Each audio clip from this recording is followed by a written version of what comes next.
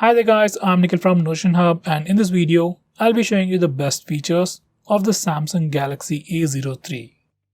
Now the most highlighting feature about this phone would be its processor. This phone sports a Unisoc T606 processor with Mali G57 MP1 GPU. Purely in terms of performance, it can't be compared with other phones, but for a normal user who wants basic functionality, then the performance offered by the phone is definitely pretty good enough. Next, this phone also comes with a pretty massive battery. It sports a 5000 mAh battery, and for a normal user, it can easily last you for more than a day.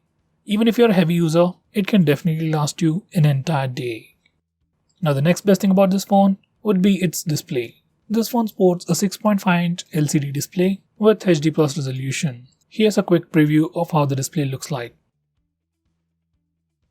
Next we have swipe gestures. Now once you enable the swipe gestures from the navigation bar settings, you can just swipe from the bottom of the screen to go home, swipe and hold for recent tabs. You can swipe from the left side of the screen or the right side of the screen to go back a step. For Google Assistant, you can swipe from the bottom left corner or bottom right corner diagonally and it will trigger Google Assistant. Finally, we can also swipe left on right on the bottom bar to quickly switch between applications. Next we have split screen mode. To open any application in split screen mode, you need to first open that application, go to the recent apps page, click on the app icon and select open in split screen. Then that application will open in a split screen and you can select the secondary application from your recent apps, or you can go to the home screen and select the secondary application from there. You can find this feature on all Android phones and this is how you can use it on this phone. Next we have pop-up view, which opens an application in a floating window. Opening an app in pop-up view is similar to split screen mode. Once you open an application in a pop-up view, you can change its transparency, make it a bit transparent. You can minimize it to a floating bubble, just like Facebook chat heads, maximize it or even close it. I would recommend you not to use this feature as it is resource intensive. Next we have easy mute. Once you enable this feature, you can easily mute incoming calls or alarms by placing your hand on your phone or by turning your phone face down. Here's a quick preview.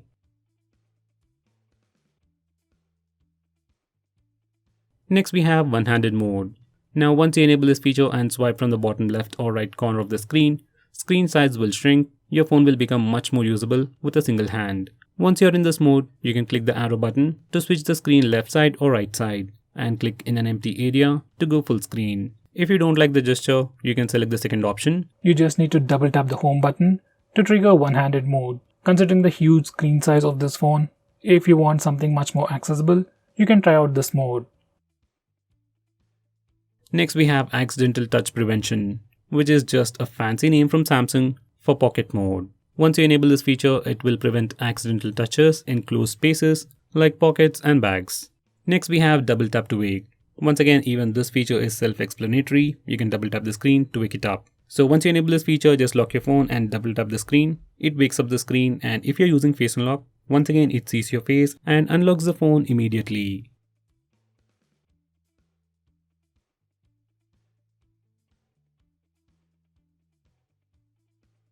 Next we have digital well-being. Now this is actually a feature from Google, so it should be on all the Android phones. Now this feature will record all your activity on your phone, like how long you're using your phone, which apps you're using a lot, and how many times you have opened a particular application. So this feature gives you all that information, and you can see which apps you open frequently and which apps you're addicted to.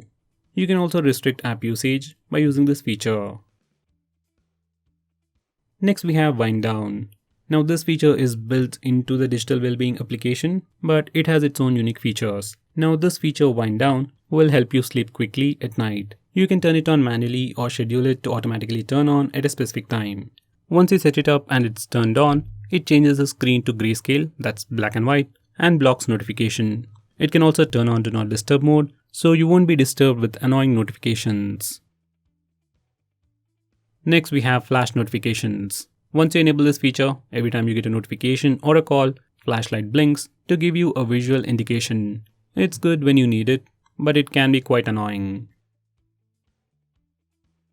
Next we have auto call recording. Now this feature allows you to record calls automatically on your phone, whether you get a call or make a call. You can enable this feature from the phone dialer settings.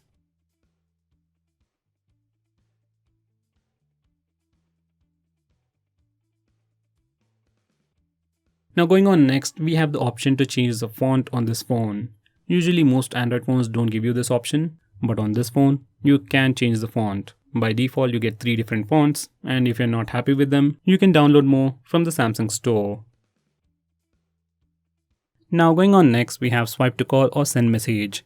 Once you enable this feature in the default phone dialer application, you can simply swipe left or right on a contact or a call log to make a call or send a message. It's not a great feature, but a very nice shortcut that's available only on the Samsung phones. Next we have Dual Messenger, which is like dual apps for Samsung.